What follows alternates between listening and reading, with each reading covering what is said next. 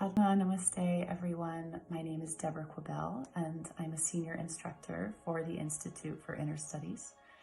And I wanted to take a moment to talk to you about a course that I believe is one of the jewels of our school. And this course is Achieving Oneness with the Higher Soul.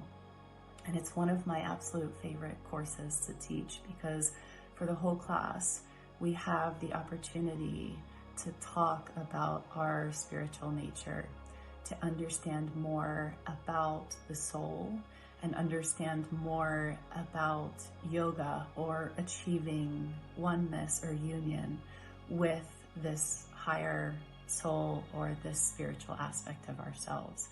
It brings us into a deeper understanding of who we truly are. And as we come into this understanding, we start to develop a different relationship to our thoughts, our feelings, and our emotions, and we move closer to an experiential understanding of our soul or our spiritual nature. And in the course, there are two kind of core meditations or practices that you'll be given and you'll be taught. The first is the meditation on twin hearts. Some of you may be familiar with this practice already, but we go a little bit deeper into the teachings. And this meditation helps you to cultivate the heart and the crown chakra, which in doing so brings you closer or makes it easier for us to experience or contact our essential nature or our higher soul.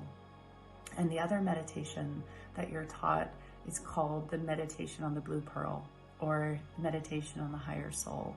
And this is a really special practice that you will be taught to help you experience greater stages of soul realization. And we will talk a lot in the course about the significance of the blue pearl, where it is located, what is the significance of it, and why it is important for us as spiritual aspirants to understand this kind of inner aspect of ourself and how it can become a gateway for us to experience greater stages and states of soul realization, achieving oneness.